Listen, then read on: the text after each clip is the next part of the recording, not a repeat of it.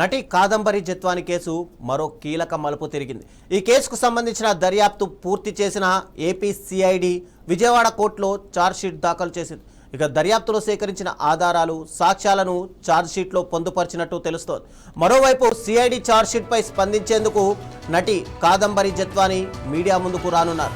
ఛార్జ్షీట్లోని అంశాలపై ఆమె ఏం మాట్లాడతారు, ఎలాంటి ఆరోపణలు లేదా వివరణలు ఇస్తారు అన్నది ఇప్పుడు ఆసక్తికరంగా మారింది.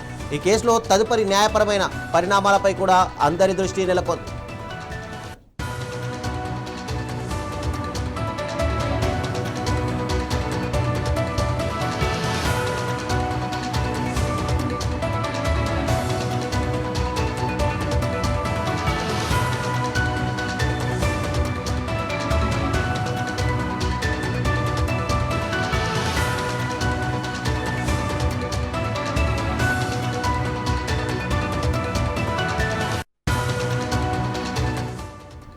నటి కాదంబరి జత్వాని కేసు మరో కీలక మలుపు తిరిగింది. ఈ కేసుకు సంబంధించిన దర్యాప్తును పూర్తి చేసినటువంటి ఏపీ సిఐడి విజయవాడ కోర్టులో ఛార్జ్షీట్ దాఖలు చేసింది. ఇక దర్యాప్తులో సేకరించిన ఆధారాలు సాక్ష్యాలను ఛార్జ్షీట్లో పొందుపరిచినట్టు తెలుస్తోంది. మరోవైపు సిఐడి ఛార్జ్షీట్పై స్పందించేందుకు నటి కాదంబరి జత్వాని మీడియా ముందుకు రానున్నారు. ఛార్జ్షీట్లో ఎలాంటి అంశాలపై ఆమె మాట్లాడతారు, ఎలాంటి ఆరోపణలు ఇస్తారు లేదా ఎలాంటి వివరణలు ఇస్తారు అనేది ఇప్పుడు ఆసక్తికరంగా మారింది. ఈ కేసులో తదుపరి న్యాయపరమైన పరిణామాలపై కూడా అందరి దృష్టి నెలకొంది. ఇక ఇదే అంశానికి సంబంధించి మరింత సమాచారం మా ప్రతినిధి కృష్ణ అందిస్తారు విజయవాడ నుంచి. కృష్ణ, చెప్పండి. నటి కాదంబరి జత్వాని కేసు అప్పట్లో ఒక సంచలనం సృష్టించింది.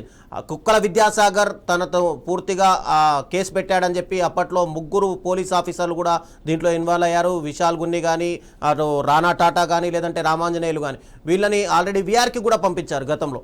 ఇప్పుడు ఆ కేసు మరోసారి ఒక సంచలన దిశగా మారుతోంది. అసలు ఈ కేసులో ఎలాంటి పరిణామాలు ఉండబోతున్నాయి?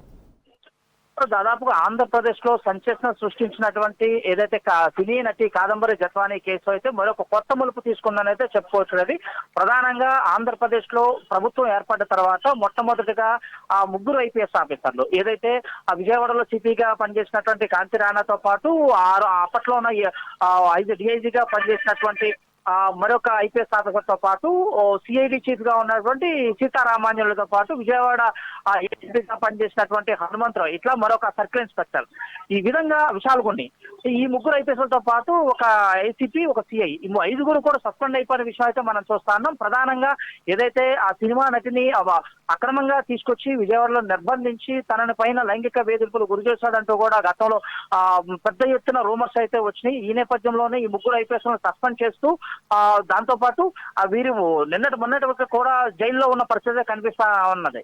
కానీ ఓవరాల్ గా చూసుకున్నట్లయితే ఏదైతే విజయవాడ సిఐడి పోలీసులు మొత్తంగా దీనిపైన సంపూర్ణమైనటువంటి దర్యాప్తు చేసిన నేపథ్యంలో ఈ ప్రస్తుతం ఏదైతే సినిమా నటి ఆ కాదంబరి జత్వాని ఉందో ఈమెకి ఏదైతే ప్రధానంగా ఆ ఆరోపణలు ఎదుర్కొన్న కుక్కల విద్యాసాగర్ ఎవరైతే ఉన్నారో ఈ విద్యాసాగర్ ని బ్లాక్మెయిల్ చేసి తన దగ్గర నుంచి దాదాపుగా 1,32,00,000 రూపాయలు వసూలు చేసినట్లు ఇప్పటికే ఆరోపణ అయితే, అంటే విద్యాసాగర్ కూడా తనకు ఇచ్చినటువంటి స్టేట్మెంట్ లో అయితే ఇవ్వటం అయితే చూస్తాను. ఆ నేపథ్యంలో దర్యాప్తు చేసినటువంటి సిఐడి అయితే ఆ దిశగా దర్యాప్తు చేస్తే కాదంబరి జత్వాని అకౌంట్ తో పాటు తన తల్లి అకౌంట్ లో కూడా 1,32,00,000 రూపాయలు ట్రాన్సాక్షన్ నడిచిందంటూ కూడా ఇప్పటికే సిఐడి అయితే ఒక ధృవీకరణకు వచ్చినట్టు మనం చూస్తాను. ఓవరాల్ గా ఈ అన్నింటినీ దృష్టిలో బేస్ చేసుకున్న సిఐడి పోలీసులు అయితే ఆ కేసులో సమర్పించినటువంటి ఛార్జ్ షీట్ లో ఈ యొక్క కేసు మొత్తం దర్యాప్తు వివరాలతో పాటు కాదంబరి జత్వానితో పాటు వాళ్ళ అమ్మ అకౌంట్ కి డబ్బులు వెళ్ళినాయి అన్నట్టు కూడా నిర్ధారిస్తూ కూడా ఛార్జ్ షీట్ అయితే దాఖలు చేయడం అయితే చూస్తా ఉన్నాం.